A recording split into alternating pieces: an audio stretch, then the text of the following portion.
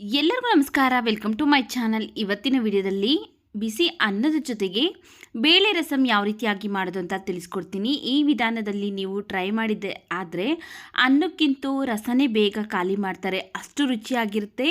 ನೀವು ಯಾವುದೇ ಸಣ್ಣ ಪುಟ್ಟ ಫಂಕ್ಷನ್ ಆಗಿರ್ಬೋದು, ಈ ರೀತಿಯಾಗಿ ಬೇಳೆ ರಸಂನ ಮಾಡಿದರೆ ಎಷ್ಟು ಜನಕ್ಕೆ ಬೇಕಾದರೂ ಮಾಡಿ ಸರ್ವ್ ಮಾಡ್ಬೋದು. ನೋಡಿ, ಇಲ್ಲಿ ಫಸ್ಟು ಒಂದು ಕುಕ್ಕರ್ಗೆ ನಾನು ಈ ಕಪ್ಪಲ್ಲಿ 1 ಕಪ್ಪು ತೊಗರಿಬೇಳೆನ ಹಾಕ್ಕೊಳ್ತಾ ಇದ್ದೀನಿ. ತೊಗರಿಬೇಳೆನ ಹಾಕ್ಕೊಂಡು ಇದು ಮುಳುಗೋಷ್ಟು ನೀರನ್ನು ಸೇರಿಸಿ ಚೆನ್ನಾಗಿ 1-2 ಸರಿ ತೊಳ್ಕೊಂಬರ್ತೀನಿ. ಈಗ ಈ ನೀರನ್ನು ಚೆಲ್ಲಿಬಿಟ್ಟು ಮತ್ತೆ 1-2 ಸರಿ ನೀರನ್ನು ಸೇರಿಸಿ ಚೆನ್ನಾಗಿ ತೊಳ್ಕೊಂಬರ್ತೀನಿ. ನೋಡಿ, ಇಲ್ಲಿ ಚೆನ್ನಾಗಿ 1-2 ಸರಿ ಬೇಳೆನೆಲ್ಲ ತೊಳ್ಕೊಂಡಿದ್ದೀನಿ. ಈಗ ಇದಕ್ಕೆ ನಾನು 2 ಟೊಮೆಟೊ ಹಣ್ಣನ್ನು ಕಟ್ ಮಾಡಿ ಸೇರಿಸ್ತಾ ಇದ್ದೀನಿ.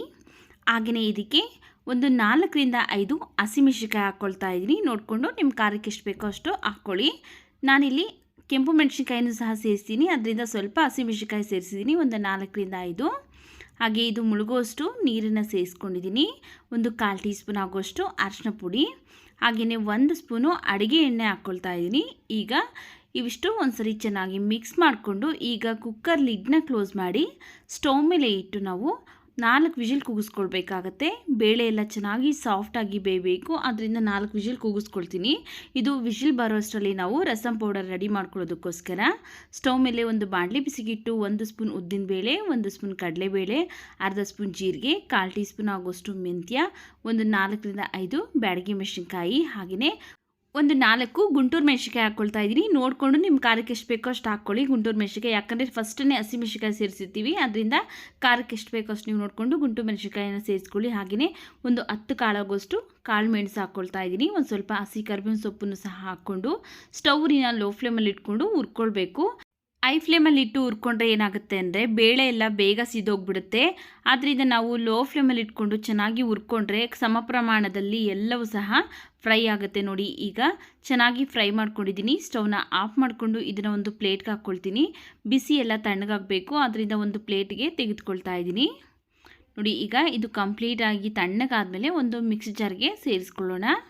ಕಂಪ್ಲೀಟಾಗಿ ತಣ್ಣಗಾಗಿದೆ. ಈಗ ಒಂದು ಚಿಕ್ಕ ಮಿಕ್ಸಿ ಜಾರ್ಗೆ ಹಾಕ್ಕೊಂಡು ನುಣ್ಣಗೆ ಪೌಡ್ರ್ ಮಾಡ್ಕೊಳ್ಬೇಕು. ನೋಡಿ, ಈ ಥರ ಪೌಡ್ರ್ ಮಾಡ್ಕೊಳ್ಬೇಕು. ರಸಂ ಪೌಡರ್ ರೆಡಿ ಆಗಿದೆ. ಇದನ್ನು ನಾವು ಸ್ಟೋರ್ ಮಾಡಿಕೊಂಡು ಜಾಸ್ತಿ ಕ್ವಾಂಟಿಟಿಯಲ್ಲಿ ಮಾಡಿಕೊಂಡು ಯಾವಾಗ ಬೇಕಾದರೂ ರಸಮ್ಗೆ ಯೂಸ್ ಮಾಡ್ಕೊಳ್ಬೋದು. ನೋಡಿ, ಇಲ್ಲಿ ಬೇಳೆ ಒಂದು 4 ವಿಜಿಲ್ ಬಂದಾಗಿದೆ. ಬೇಳೆ ಹಾಗೆ ಟೊಮೆಟೊ ಎಲ್ಲ ಚೆನ್ನಾಗಿ ಸಾಫ್ಟಾಗಿ ಬೆಂದಿದೆ. ಈಗ ಇದನ್ನು ಚೆನ್ನಾಗಿ ಮ್ಯಾಶ್ ಮಾಡ್ಕೊಳ್ಬೇಕು. ನೀವು ಸೌಟಲ್ಲಿ ಬೇಕಾದರೂ ಮಾಡ್ಕೊಳ್ಬೋದು, ಅಥವಾ ಈ ರೀತಿ ಮ್ಯಾಶರ್ ಇದ್ದರೆ ಅದರಲ್ಲೂ ಸಹ ಮಾಡ್ಕೊಳ್ಬೋದು. ನಾಲ್ಗೆ ರುಚಿ ಕೆಟ್ಟಿದೆ, ಊಟ ಸೇರ್ತಾ ಇಲ್ಲ ಅಂದಾಗ ಅನ್ನ ಜೊತೆಗೆ ಈ ರೀತಿ ರಸಂನ ಮಾಡಿ ತಿಂತಾ ಇದ್ದರೆ ಒಂದು 4 ತುತ್ತು ಊಟ ಜಾಸ್ತಿನೇ ತಿಂತೀರಾ, ಅಷ್ಟು ರುಚಿಯಾಗಿರುತ್ತೆ ಈ ರಸಂ. ನೋಡಿ, ಈ ರೀತಿಯಾಗಿ ಚೆನ್ನಾಗಿ ಮ್ಯಾಶ್ ಮಾಡ್ಕೊಂಡಿದ್ದೀನಿ. ಈಗ ಇದು ರೆಡಿ ಆಗಿದೆ. ಇಷ್ಟು ಮ್ಯಾಶ್ ಮಾಡಿಕೊಂಡ್ರೆ ಸಾಕಾಗುತ್ತೆ. ಸ್ವಲ್ಪ ಬೇಳೆನೇ ಇರಲಿ ಅಂತಲೇ ನಾನೇ ಹಾಗೆ ಬಿಟ್ಟಿದ್ದೀನಿ. ನಿಮಗೆ ಬೇಳೆ ಬೇಡ ಅಂದರೆ ಚೆನ್ನಾಗಿ ನುಣ್ಣಗೆ ಮ್ಯಾಶ್ ಮಾಡ್ಕೊಳ್ಬೋದು.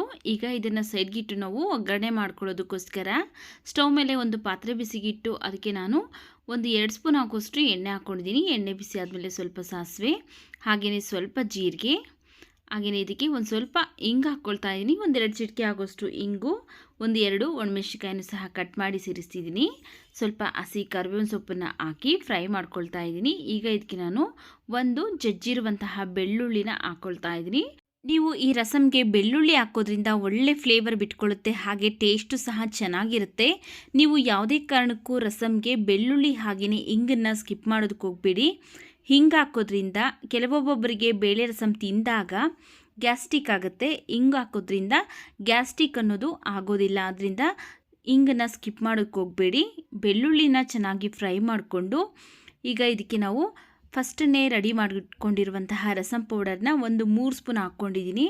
ಹಾಗೆ ಒಂದು ನಿಂಬೆಹಣ್ಣಿನ ಗಾತ್ರದಷ್ಟು ಹುಣಸೆ ಹಣ್ಣನ್ನು ನೆನೆಸ್ಬಿಟ್ಟು ರಸ ತೆಗೆದು ಹಾಕ್ಕೊಂಡಿದ್ದೀನಿ.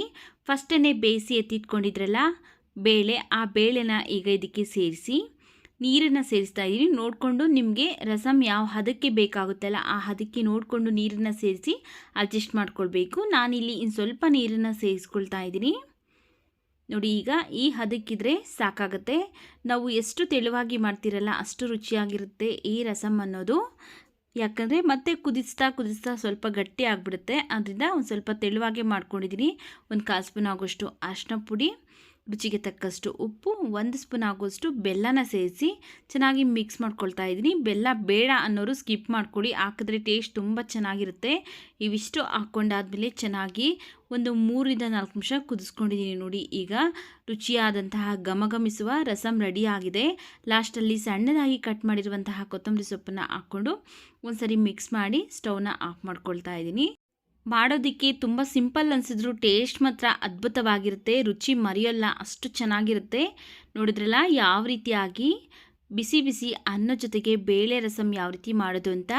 ವಿಡಿಯೋ ಇಷ್ಟ ಆಗಿದರೆ ವಿಡಿಯೋಗೊಂದು ಲೈಕ್ ಮಾಡಿ, ವಿಡಿಯೋವನ್ನು ಶೇರ್ ಮಾಡಿ, ನಮ್ಮ ಚಾನಲ್ಗೆ ಸಬ್ಸ್ಕ್ರೈಬ್ ಮಾಡಿ ಸಪೋರ್ಟ್ ಮಾಡಿ.